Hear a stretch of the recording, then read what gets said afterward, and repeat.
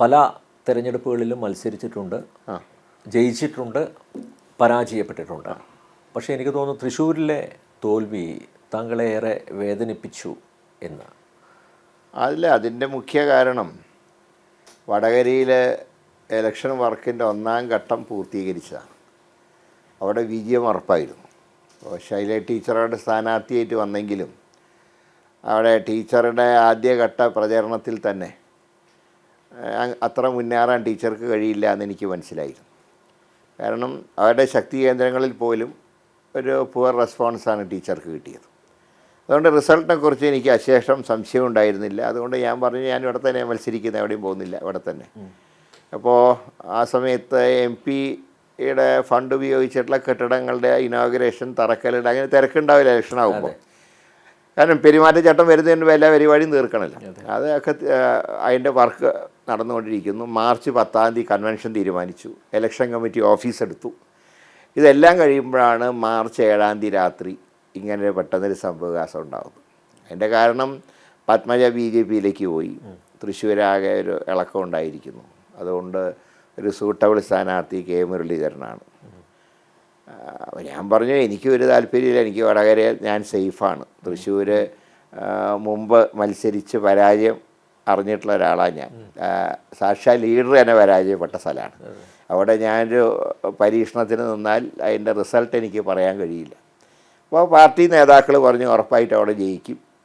പ്രതാപനും കൂടെ അഭിപ്രായപ്പെട്ടു, ഇങ്ങനെ മുരളിയേട്ടൻ നിൽക്കുന്നതാണ് കുറേ കൂടെ സേഫ് എന്ന് പറഞ്ഞതിൻ്റെ അടിസ്ഥാനത്തിലാണ് 8-ാം തീയതി ഞാൻ തൃശ്ശൂർ സ്ഥാനാർത്ഥിത്വത്തിന് സമ്മതിച്ചത്. 9-ാം തീയതി ചെന്നിറങ്ങി നല്ല ആവേശമായിരുന്നു. ഒരിടത്തും ഒരു നെഗറ്റീവ് ഇത് കാണാൻ കഴിഞ്ഞില്ല. ചെന്ന എല്ലായിടത്തും, കാരണം ഞാൻ 98 അവിടെ മത്സരിച്ചിരുന്നു. പക്ഷെ അന്നത്തേൽ നിന്ന് വ്യത്യസ്തമായി എല്ലാ ഭാഗത്തും നല്ല സഹകരണം ഉണ്ടായി. 98 ഞാനൊരു ഗ്രൂപ്പ് നേതാവ് എന്നുള്ള നിലയ്ക്കാണ് എന്നെ പലരും കണ്ടത്. ഇന്ന് ഇത്തവണ അതില്ല, കാരണം ഗ്രൂപ്പിന് അതീതമായിട്ട് പ്രവർത്തിക്കുന്ന ഒരാളാണ് എന്നൊക്കെ പറഞ്ഞ് നല്ലൊരു സ്വീകരണം എല്ലാ ഭാഗത്തും ലഭിച്ചിരുന്നു. ഇങ്ങനെ ഒരു അടിയൊഴുക്ക് ഞാൻ പ്രതീക്ഷിച്ചില്ല. ഇവിടെ ഈ എലക്ഷൻ കഴിഞ്ഞപ്പോൾ BJP നേതാക്കളോട് പത്രക്കാർ ചോദിച്ചു, നിങ്ങൾ എങ്ങനെയാണ്, നിങ്ങളുടെ എലക്ഷൻ റിസൾട്ട് എന്തായിരിക്കും? അവർ 2 കാര്യങ്ങൾ പറഞ്ഞു. ഞങ്ങൾ ഉറപ്പായിട്ട് ജയിക്കും, കാരണം 56,000-ഓളം വോട്ട് ഞങ്ങൾ ചേർത്തിട്ടുണ്ട് വിവിധ ഫ്ലാറ്റുകളിലായിട്ട്. 2 സ്ത്രീകളുടെ സജീവമായിട്ടുള്ള സാന്നിധ്യം ഉണ്ടായിരുന്നു. പിന്നെ മുസ്ലിം വോട്ടുകൾ ചെതറിപ്പോവും UDF-നും LDF-നുമായിട്ട്. അതേസമയത്ത് ക്രൈസ്തവ വിഭാഗത്തിൻ്റെ വോട്ടുകളും ഹൈന്ദവ വോട്ടുകളുടെയും ഏകീകരണം ഞങ്ങൾക്കുണ്ടാകും. പക്ഷേ ഞാനത് അശേഷം വിശ്വസിച്ചില്ല. കാരണം ക്രൈസ്തവ മുസ്ലിം വോട്ടുകളുടെ ഏകീകരണം ഞാൻ പ്രതീക്ഷിച്ചിരുന്നു. കാരണം അത് സ്ഥിരം ആ വോട്ട് കോൺഗ്രസ് വോട്ടാണ്. അത് കഴിഞ്ഞാണ് പ്രതാപന് ലഭിച്ചതുമാണ്. പക്ഷേ ഈ റിസൾട്ട് വന്നപ്പോൾ ഏതാണ്ട് BJP-യുടെ കാൽക്കുലേഷൻ കറക്റ്റായിട്ട് പോകും. അപ്പോൾ ഞാൻ പറയുന്ന ഇവിടെ 2 കാര്യത്തിൽ പാർട്ടിക്കും പാളിച്ച പറ്റി. എനിക്ക് പറ്റിയ പാളിച്ച വെറുതെ എടുത്ത് ചാടി എന്നുള്ളൊരു ഫീലിംഗ് എനിക്കുണ്ട്. കാരണം അങ്ങനെ പാർട്ടി പറഞ്ഞ് ഉടനെ എടുത്ത് ചാടേണ്ട ആവശ്യം ഉണ്ടായിരുന്നില്ല. ഞാനൊരു കാര്യം ഞാൻ ആദ്യമേ പറഞ്ഞിരുന്നു, ഞാൻ മാറി നിൽക്കാൻ വേണമെങ്കിൽ എന്ന് പറഞ്ഞിരുന്നു. അത് സമ്മതിക്കുന്നില്ല. ഏതായാലും 56,000 വോട്ട് ചേർത്തപ്പോൾ അത് കണ്ടുപിടിക്കാൻ പാർട്ടിക്ക് കഴിഞ്ഞില്ല, പാർട്ടി മിഷണറിക്ക് കഴിഞ്ഞില്ല. രണ്ടാമത്തത് ഈ ക്രൈസ്തവ വിഭാഗത്തിൻ്റെ ഇടയിലുണ്ടായ വിള്ളൽ കണ്ടുപിടിക്കാൻ കഴിഞ്ഞില്ല. ഇത് രണ്ടുമാണ് പരാജയത്തിൻ്റെ. അതും പരാജയം UDF-ൻ്റെ 1,00,000 വോട്ട് എവിടെ പോയെന്ന് പലരും ചോദിക്കുന്നുണ്ടല്ലോ. അതിപ്പോൾ ക്രൈസ്തവ വോട്ടുകളിലുണ്ടായ വിള്ളലും മുസ്ലിം വോട്ടിൽ ചെറിയ ശതമാനം നഷ്ടപ്പെട്ടു. ഒരു 20% LDF-ന് പോയി, 80% എനിക്ക് കിട്ടി. ആ 80% കിട്ടിയതുകൊണ്ടാണല്ലോ ഞാൻ ഗുരുവായൂർ ലീഡ് ചെയ്തത്. കാരണം ഗുരുവായൂർ മുസ്ലിം പോപ്പുലേഷനാണ് ഏറ്റവും കൂടുതൽ. അപ്പോൾ അവിടെ 7,000-ൽ പരം വോട്ടിന് ഞാൻ ലീഡ് ചെയ്തു. BJP 3-ാം സ്ഥാനത്ത് പോയി. കാരണം BJPക്ക് വോട്ട് കിട്ടേണ്ട സ്ഥാനത്തൊക്കെ കിട്ടി. അപ്പോൾ വിജയിച്ചു കഴിഞ്ഞപ്പോൾ സുരേഷ് ഗോപി ഒരു കാര്യം പറഞ്ഞു, എനിക്ക് ആകെ ലീഡ് കിട്ടാതെ പോയത് ഗുരുവായൂരാണ്, അവിടെയും ഭാവിയിൽ 1-ാം സ്ഥാനത്തെത്തും എന്ന് പറയുന്നുണ്ട്. പക്ഷേ അവിടെ 1-ാം സ്ഥാനത്തെത്തില്ല. കാരണം അവിടെ BJPക്ക് ലീഡ് കിട്ടേണ്ട സ്ഥലങ്ങളിലൊക്കെ സുരേഷ് ഗോപിക്ക് ലീഡ് കിട്ടിയിട്ടുണ്ട്. ഇപ്പോൾ ഗുരുവായൂർ മുനിസിപ്പാലിറ്റി, അതുപോലെ തന്നെ ഏങ്ങണ്ടിയൂർ പഞ്ചായത്ത്, അവിടെയൊക്കെ കിട്ടി. നേരെ മറിച്ച് പുന്നയൂർക്കുളം, പുന്നയൂർ പോലത്തെ പഞ്ചായത്തുകളിൽ മുസ്ലിം പോപ്പുലേഷനാണ് ഏറ്റവും കൂടുതൽ. അവിടെയാണ് എനിക്ക് ഏറ്റവും കൂടുതൽ ഭൂരിപക്ഷം കിട്ടിയത്.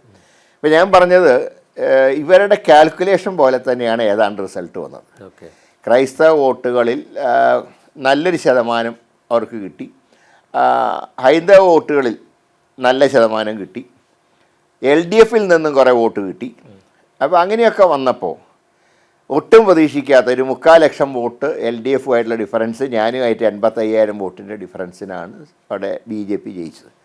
ഇങ്ങനെയൊക്കെ വന്ന സമയത്ത് സ്വാഭാവികമായിട്ട് ആർക്കാണെങ്കിലും ഒരു നിരാശയുണ്ടാവും. കാരണം വിജയം ഉറപ്പായൊരു സീറ്റിൽ നിന്ന് മറ്റ് സീറ്റിലേക്ക് പോയി നിന്ന് പരാജയം മാത്രമല്ല, ഏതൊരു ഉദ്ദേശത്തിനാണോ പോയത്, കാരണം ഉദ്ദേശം BJP-യെ പരാജയപ്പെടുത്തുക എന്നാണല്ലോ, അത് നടന്നില്ല എന്ന് മാത്രമല്ല, 3-ാം സ്ഥാനത്തേക്ക് പോകേണ്ടി വന്നപ്പോൾ സ്വാഭാവികമായിട്ടും ഒരു എന്താ പറയേണ്ടത്, പ്രയാസവും ഇങ്ങനെ പ്രവർത്തിച്ചിട്ട് കാര്യം എന്നൊരു ഫീലിംഗ് ഉണ്ടായിട്ടുണ്ട്. അതില്ല എന്ന് ഞാൻ പറയുന്നില്ല. ഇപ്പോൾ ആ വിഷമമൊക്കെ മാറി? വിഷമം മാറിയിട്ടൊന്നുമില്ല. പക്ഷേ അതുകൊണ്ടാണ് ഞാൻ പറഞ്ഞത് ഇനി ഒരു വർഷത്തേക്ക് സജീവ പ്രവർത്തനത്തിനില്ല. എന്നാൽ എൻ്റെ കുടുംബം എന്ന് പറയുന്നത് വട്ടിയൂർക്കാവാണ്. ഞാൻ 8 വർഷം പ്രവർത്തിച്ച ആളാണ് വട്ടിയൂർക്കാവിൻ്റെ MLA ആയിട്ട്. ഒരു പ്രത്യേക സാഹചര്യത്തിൽ അന്ന് വടകരയിൽ ഒരു ടൈറ്റ് ഫൈറ്റ് വരുന്നു. ജയരാജനെ പോലെ ഒരാൾ ലോക്സഭയിലേക്ക് ജയിക്കുന്നത് എന്ത് വില കൊടുത്തും തടയണം എന്ന് പാർട്ടി തീരുമാനിച്ചു. അങ്ങനെയാണ് ഉമ്മൻചാണ്ടി മുൻകൈയെടുത്ത് ഞാൻ അവിടെ സ്ഥാനാർത്ഥിയായി ചെല്ലുന്നത്. അപ്പോൾ അന്ന് പോകുമ്പോൾ വളരെയധികം മാനസിക പ്രയാസത്തോടു കൂടിയിട്ടാണ് ഞാൻ അന്ന് ഇവിടെ നിന്ന് പോയത്. അന്ന് ഞാൻ പറയുകയും ചെയ്തു, ഇവിടെ ഒരു എല്ലാ കാര്യങ്ങൾക്കും ഒരു അടുക്കും ചിട്ടയുണ്ടായിരുന്നു. MLA എന്നുള്ള നിലയ്ക്കുള്ള പ്രവർത്തനം, ടൗണിൽ തന്നെ താമസിക്കുന്ന സ്ഥലം തന്നെ നിയോജകമണ്ഡലം, ഇങ്ങനെയുള്ള എല്ലാ സൗകര്യങ്ങളും ഉണ്ടായിരുന്നു. അപ്പോൾ അതൊക്കെ ഉപേക്ഷിച്ച് പോകേണ്ടി വന്നപ്പോൾ ഒരു പ്രയാസം. എങ്കിലും ഞാൻ ആഴ്ചയിൽ 2 ദിവസം ഇവിടെ വന്നിരുന്നു. 2 ദിവസം വരാറുണ്ട്. കഴിയുന്നത്ര ആളുകളുടെ സുഖദുഃഖങ്ങളിൽ പങ്കെടുത്തിട്ടുമുണ്ട്.